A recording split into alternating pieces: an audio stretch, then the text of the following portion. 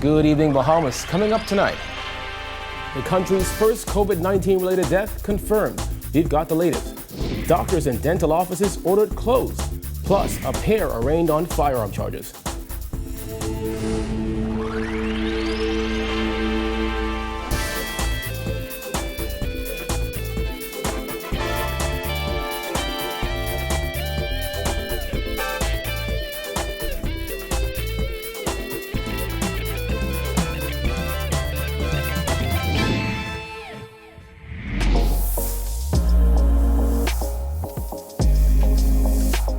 Our news is brought to you by Alive.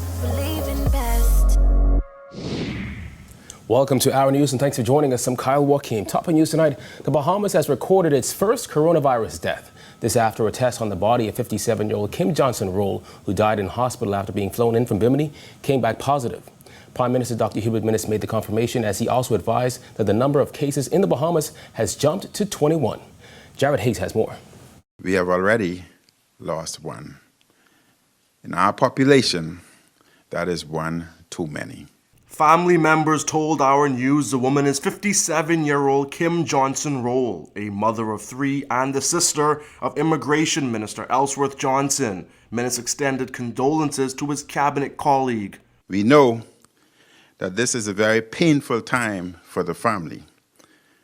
The Minister of Health and other health officials have spoken publicly on this matter. Johnson-Roll, a restaurant owner on Bimini, accompanied her daughter and grandchildren to Florida within the last 2 weeks for an appointment the children had with the doctor, according to her brother-in-law and prominent member of Bimini's local government council, Lloyd Edgecombe. He says when she returned, it was not long before she started having flu-like symptoms.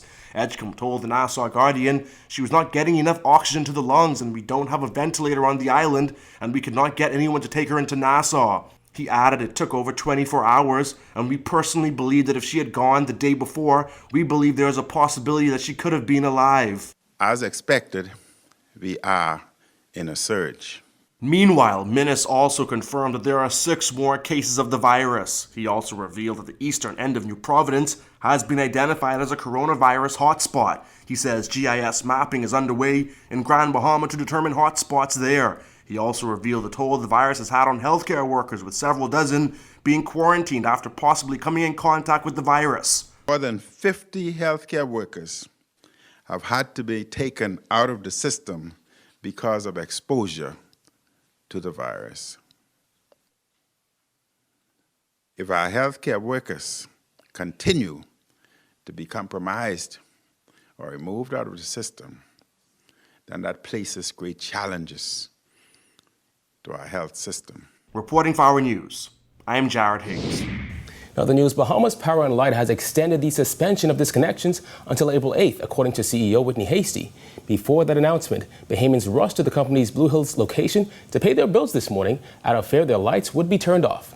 Berthany McDermott reports. In light of BPL's decision to resume disconnections today, scores of Bahamians show up outside their Blue Hills location, calling on the power giant to exercise leniency in light of the economic hardship brought on by the COVID-19 pandemic.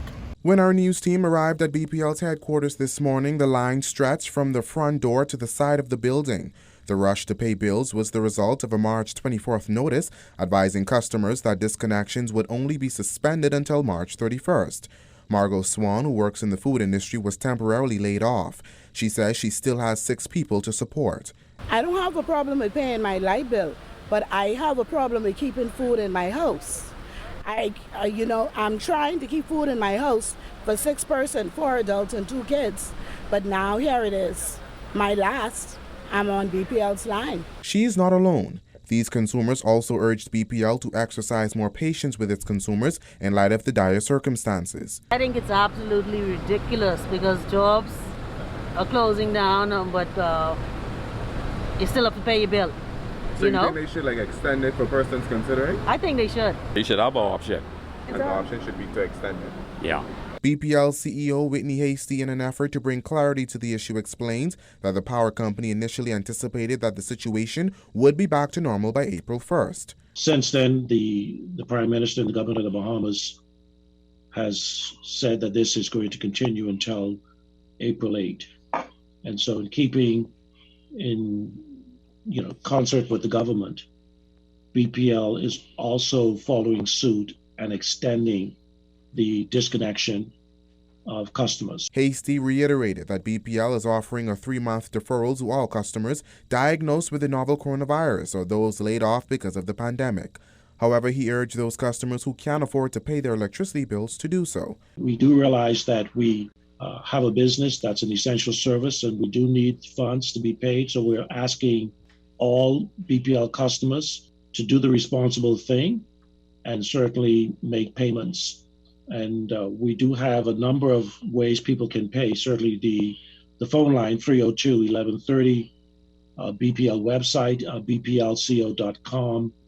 They can also call BPL to get assistance. Reporting for Our News, I'm Berthany McDermott. Under a newly amended emergency powers order, all private medical and dental practices are ordered to eliminate all routine and non-emergency physical encounters with patients. The new order means they would have to provide all routine and non-emergency services using virtual or remote means, excluding private renal dialysis facilities.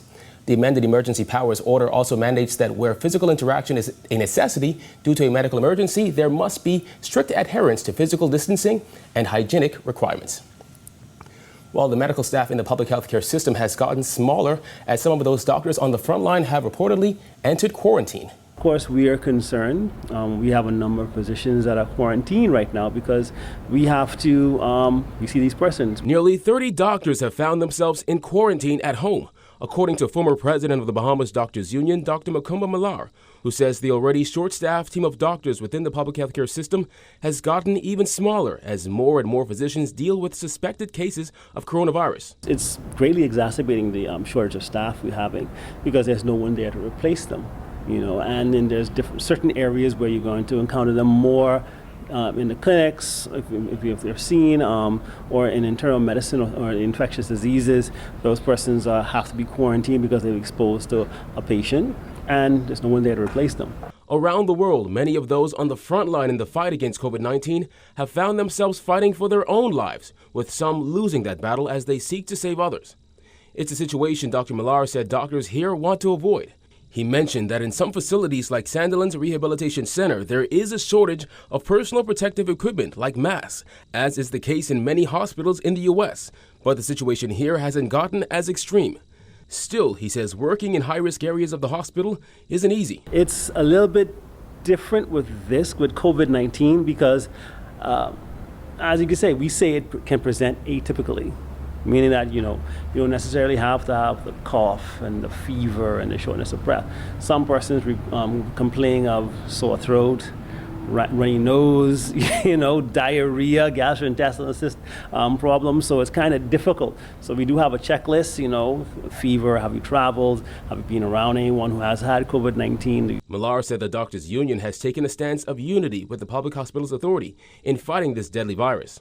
However, he said they would like more information on the Ministry of Health's plans on the COVID-19 fight going forward, particularly as more healthcare providers find themselves in quarantine. Like I said, there's nearly 30 out right now in home quarantine, burnout, and then just what really is the protocol moving forward.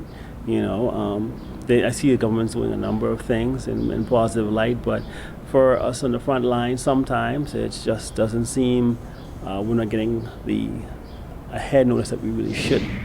With the number of confirmed COVID-19 cases continuing to rise and the government deciding to extend its emergency order, Chief Justice Brian Murray announced further restrictions for court across the country. The new rules suspend nearly every court matter except magistrates' court arraignments and urgent bail matters. Jasmine Brown has more. The COVID-19 crisis is continuing to cause a wave of disruptions within the court system, and those new and more stringent rules were announced in this notice that was sent out by the Office of the Chief Justice. In an address published on Facebook, Chief Justice Brian Murray said the court operations will continue under Phase 2 of the judiciary's COVID-19 response plan. As long as this order is effective, court operations will be restricted to certain essential duties of the judiciary under the Constitution and the laws of the Bahamas. Those essential functions were outlined in that 9-page notice dated March 31st, 2020. As it relates to the magistrates' court, most matters will be put off except for arraignments and bail issues, and even those court proceedings will have restrictions. Arraignments and first-time pleas will proceed on weekdays in New Providence between 10:30 a.m. and 2:30 p.m., in Grand Bahama between 9:30 a.m. and 2 p.m., and in Abaco between 9:30 a.m. and 1 p.m. All hearings will be conducted in strict compliance with social distancing requirements. Only persons who must be in the courtroom will be allowed to enter. As for what magistrates' court matters are suspended until after the emergency order expires, they include traffic cases, part-heard criminal trials, juvenile trials, coroner's inquests, and voluntary bills of indictment matters. The Chief Justice also noted that while matters are not being heard, fines for traffic court and child support payments can still be made.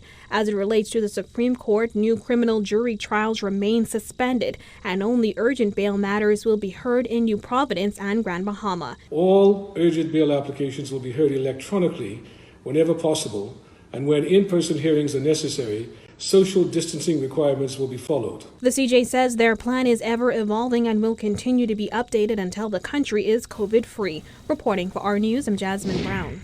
All right, thanks, Jasmine. Still to come, road traffic sees a spike in applications to license vehicles. Plus, the teachers' union raises concerns over the virtual learning platform. Stay tuned.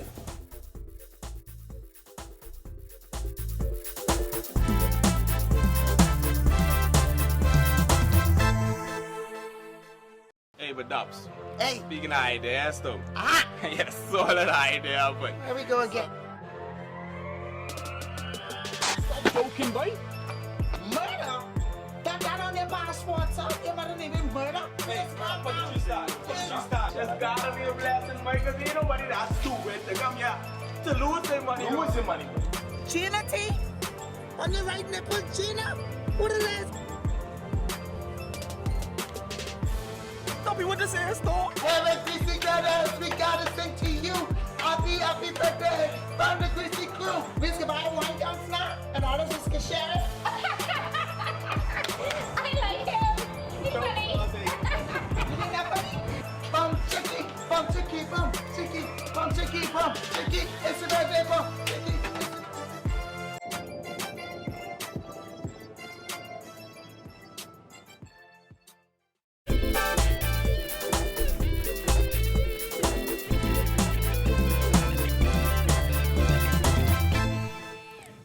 A man and a woman were brought before the magistrate's court charged with allegedly conspiring to import firearms.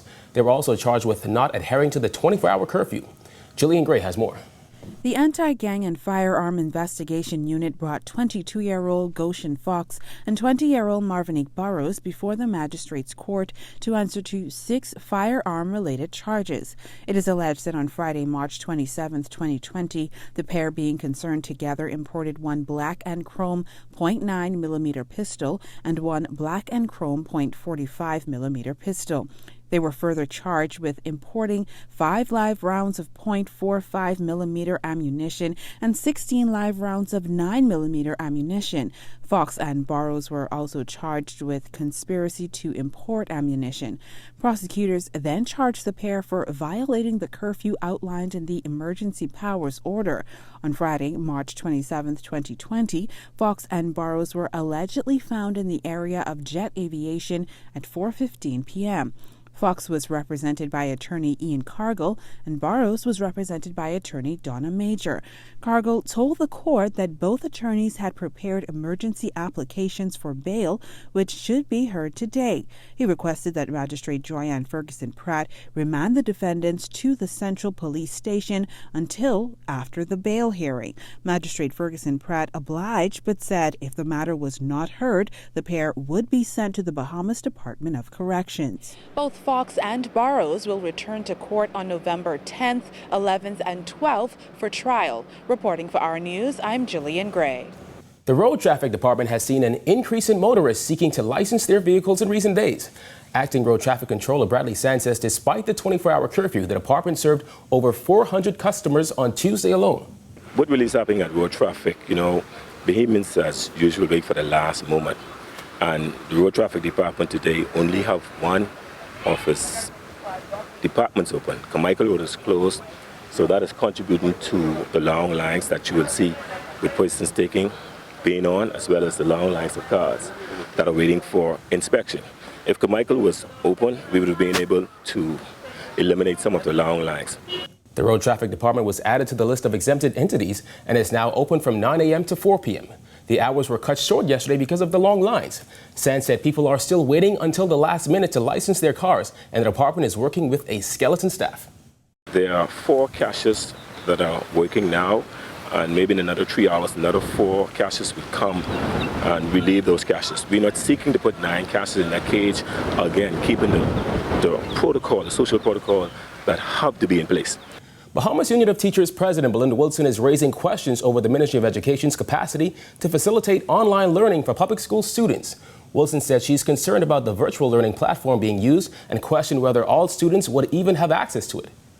There's a need for laptops, iPads, tablets, cell phones, various devices, and also a need for internet access. There are a lot of schools that do not have internet access. There are a lot of teachers who do not have laptops or tablets. Students remain out of school as the country battles a surge in coronavirus cases. On Monday, Education Minister Jeffrey Lloyd said over 20,000 students had registered for virtual learning, but he is aware some students have no access to laptops or the internet. Wilson says aside from the students, there's training that should have been done for teachers to handle the virtual learning platform. I must pause at this time really to thank our teachers who did not wait for instructions from the Ministry of Education, but they took the initiative themselves. And so many of our teachers were proactive. They were ahead of the ministry, and many of them have begun teaching. They're using WhatsApp, they're using video conferencing, Skype, YouTube, they're using websites such as Pearson, Scholastics, Zoom, the Khan Academy, Google Earth, Google Suite, Facebook, whatever means they can use. Still to come, how to manage financial stress during the global pandemic. Stay tuned.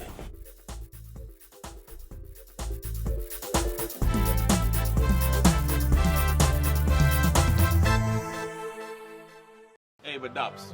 Hey. Speaking of ideas, though. Ah! Yes, solid idea, but. Here we go again. Joking, boy? Murder? That on their passport, so you better name him murder? Hey, but you start. Just gotta be a blessing, Mike, because ain't nobody that's stupid to come here to lose their money. Losing money. Gina T? On the right nipple, Gina? Who the last? Don't be what this is, though. Well, Greasy Brothers, we gotta sing to you. Happy birthday from the Greasy crew. We can buy one can snack and all of us can share it. I like him. He's funny. You think that funny? Bum chicky, bum chicky, bum chicky, bum chicky, bum chicky. It's a birthday, bum chicky.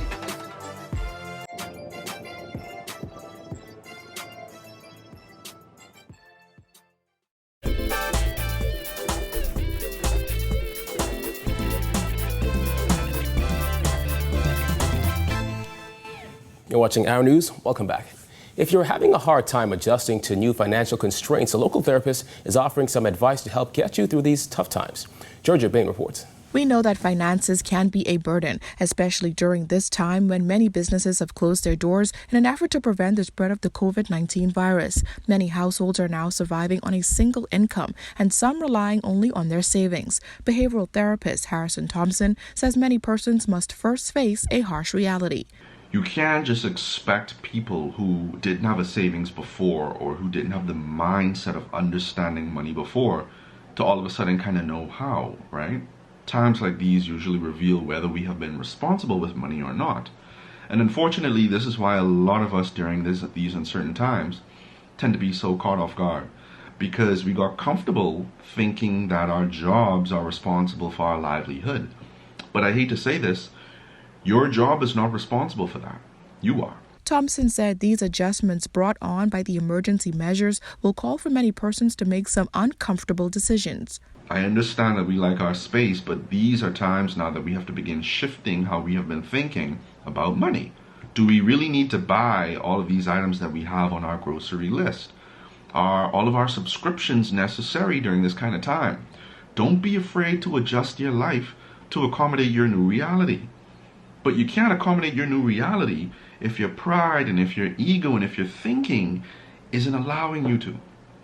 Don't worry about appearances. Thompson said this is not the time to let egos take control, but to be open, especially if that means accepting help. Everybody is feeling this in one way or another. You have to think about you and your family and what you have to do to stay afloat. Don't worry about the noise in the market. Do what you need to do. Don't be afraid to adjust. Yes, it will be uncomfortable, but discomfort doesn't mean that you are losing. Discomfort doesn't mean that you are doing this wrong. Discomfort is simply an indication that this is something new and this is something different. If you trust yourself and if you trust the process, you will get through this. Reporting for our News, I'm Georgio Bain. All right, thanks, Giorgio. Still to come, Olympic hopefuls try to find the positive in a sad situation. Stay tuned.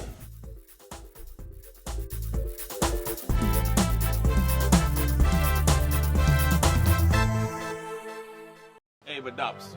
Hey. Speaking of ideas, though. Ah! Yes, solid idea, but. Here we go again. Joking, boy.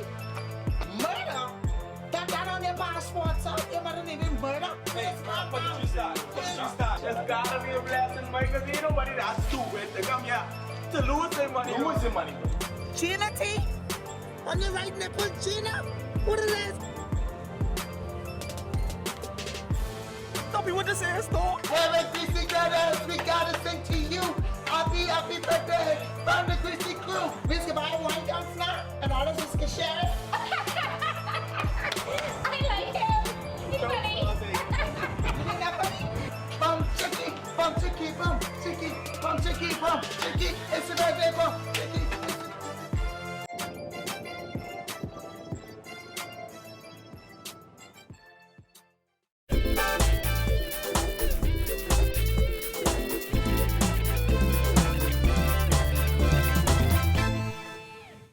Welcome back to Our News. Following the decision to postpone the 2020 Olympic Games due to COVID-19, 3 Olympic hopefuls are trying to find a positive in a sad situation.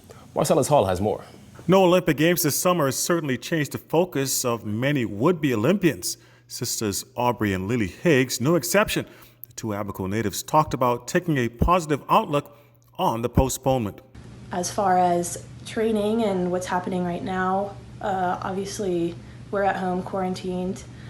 There's no gyms or pools open around us, so for me, I have just been doing training at home, dry land workouts, what we can do, what we can manage from home at the time. And when things get better and we get a hold on the coronavirus, I think that once things start going back to normal, we can resume our normal schedules.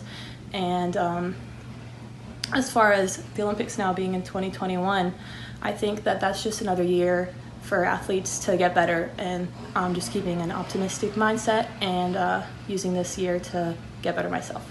A whole nother year to train and to get better, and that might cause some people to not go to the Olympics that were planning on it, but I think it was a necessary decision. And for training purposes, you know, we're both at home at the same place, so we haven't been able to get in the pool recently, but we've just been doing what we can on land and taking some time away from the pool just to refocus and get our mindset right, so when we can get back in the water, we really focus on training. Fellow swimmer Jared Fitzgerald feeling the decision to postpone was a wise one. It is sad, but it is important that we take safety measures and we're precautious and we do the right thing in regards to everyone else's health, especially those who are immunocompromised. And I don't think it would be fair to the athletes to have the event without the spectators. I think the spectators are the most important part. So I think ultimately the decision to postpone it was smart, and it was in everyone's best interest, especially those who might get sick and die from the virus. Reporting for Our News, I'm Marcellus Hall. The weather comes up next.